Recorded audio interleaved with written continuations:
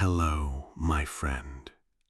Night has fallen, and the stars are twinkling outside. Take a deep breath and gently close your eyes.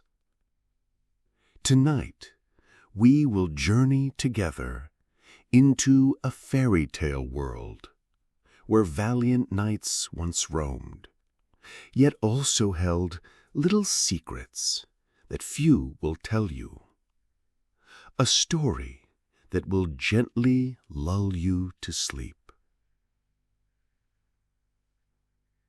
We all know the image so well. A shining knight on horseback, galloping across a green field, with his banner flying behind him, his armor polished, his sword raised, his visor down. The sun gleams off his steel chestplate, and his horse seems to snort fire, a true symbol of valor, chivalry, and honor. But have you ever wondered, where did that knight go to the bathroom? Just imagine for a moment. That armor he's wearing could weigh up to 60 pounds, about 27 kilograms, strapped to his body in layers. It took 2 squires and seemingly a prayer just to put it on. And once it was on, it stayed on, for hours, sometimes even for days. So what happened when nature called? The truth, you see, is far from poetic, because sometimes, even for the most noble of knights, chivalry simply had to wait, while they discreetly and quite uncomfortably relieved themselves right inside their armor. Let's gently rewind now. Medieval armor, you see, evolved over centuries, from simple chainmail shirts to full plate armor by the 14th and 15th centuries. These were not movie props, my dear. They were hand-forged cages, custom fit to a warrior's body. Armor had to protect, it had to allow movement, and crucially, it had to intimidate. What it didn't necessarily have to do was accommodate a bladder. Yes, some suits did have codgeases, those small metal flaps around the groin. But guess what? They weren't built to unzip like jeans. Removing even one layer of armor in the field meant taking off belts, untying multiple leather cords, and often exposing oneself to arrows while squatting behind a bush. So what did they do? Well, often there wasn't much they could do. Knights trained their whole lives to withstand hunger, thirst, and pain. But no one really tells you they also had to train themselves to manage their bodily needs while standing in armor, sometimes even while riding a horse or mid-battle. Awkward? Indeed. Pleasant? Certainly not. Just imagine sweat pooling inside your heavy boots, your undergarments soaked from the exertion of 2 hours of galloping, and then that warm, damp fluid trapped between layers of wool and steel. Now think about a great battle. Knights didn't have time to ask for our restroom break at Agincourt or during the siege of Jerusalem. When arrows flew, you didn't think about dignity. You thought about survival. So if a knight found themselves needing to attend to nature's call in the middle of a charge, that was simply normal. Now, let's spare a thought for the real hero in all this, the squire.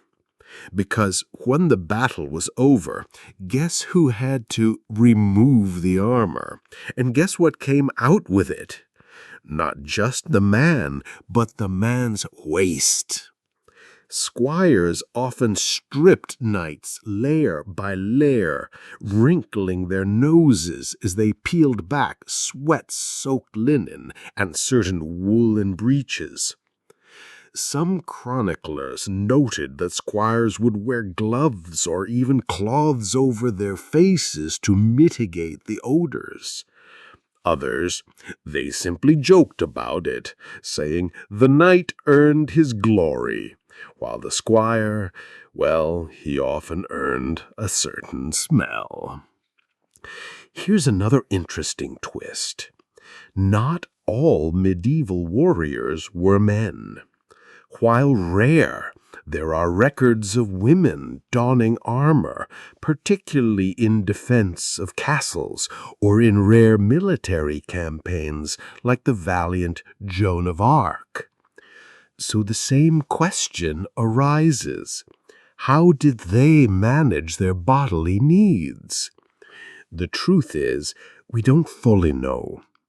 There are no specific engineering solutions recorded for female urination in armor, which likely means they faced the same problems, or had to remove layers in greater secrecy, possibly with even greater difficulty.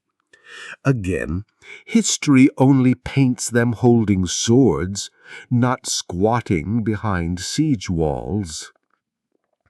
You might wonder, if knights couldn't easily relieve themselves in armor, didn't castles have bathrooms?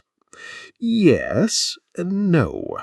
Most medieval castles had latrines known as garderobes.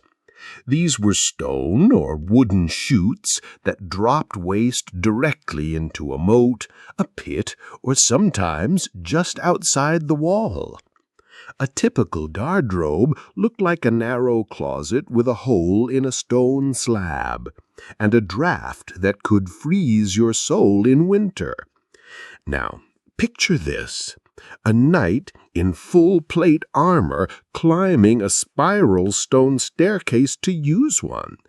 It's almost comical to imagine, and in reality, it was nearly impossible.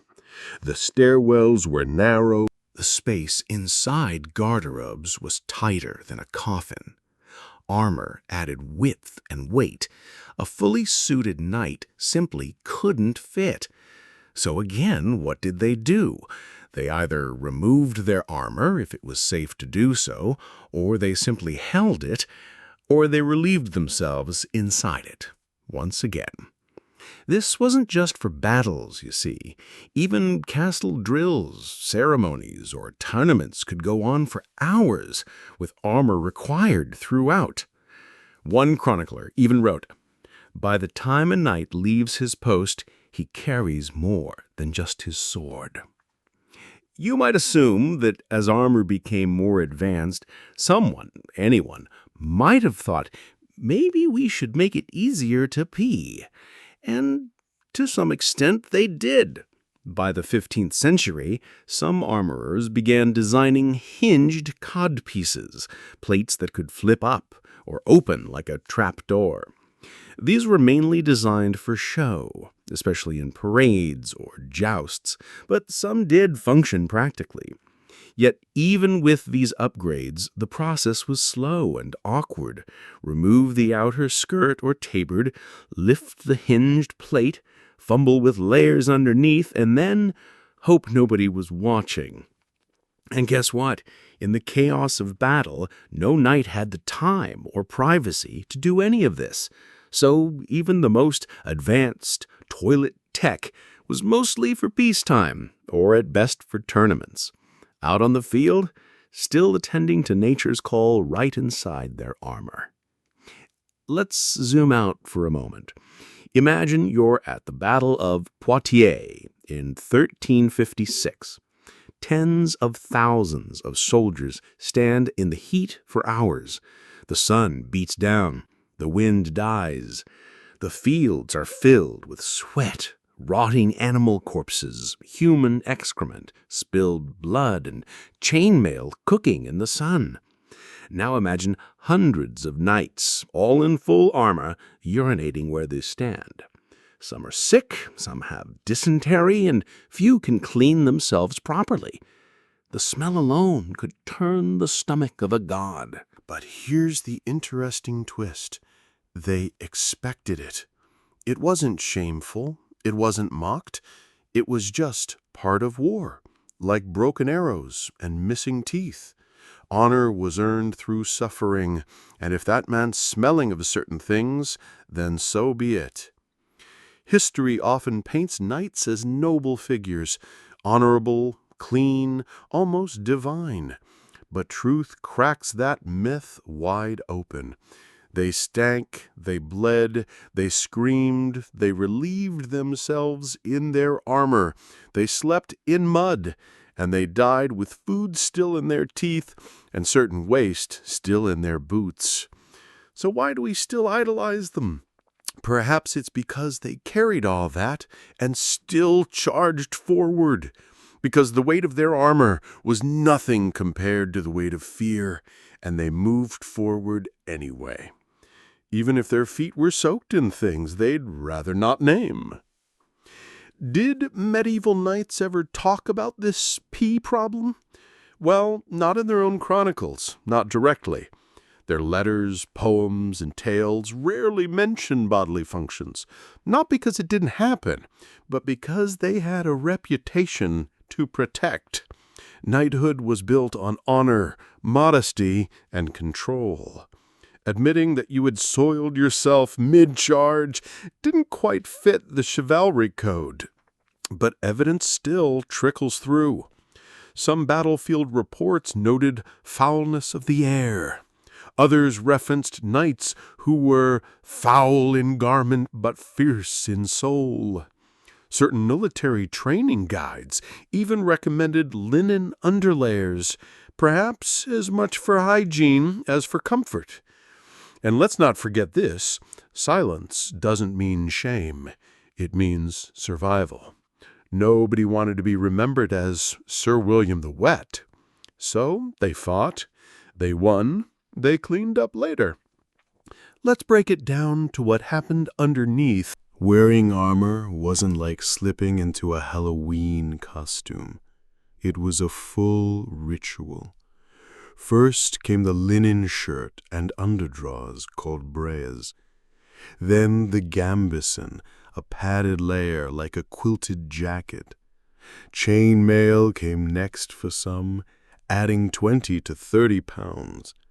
And finally plate armor, greaves, breastplate, arm guards, helmet. So when a knight urinated, it didn't just hit steel and drip off.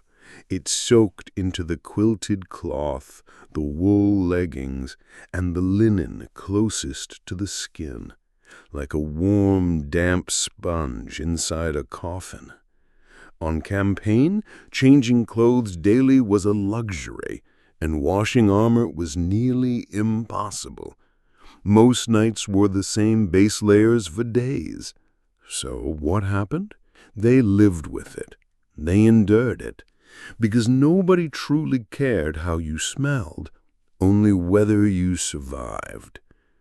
Here's a final thought. We idolize knights as symbols of discipline, strength, and courage. But isn't it more heroic, not less, to know they were also often filthy, uncomfortable, and covered in their own bodily fluids? They weren't gods. They were human beings who fought with soaked boots, slept with raw skin under metal, and rode into battle while praying their armor didn't leak. Perhaps that's the real power of a knight, my dear. Not perfection, but persistence. And so the story of the knight's little secrets gently draws to a close. May these images These thoughts of endurance and the human spirit peacefully guide you into a deep and tranquil sleep. You've listened so well. Now sleep soundly, my friend. May you have beautiful dreams.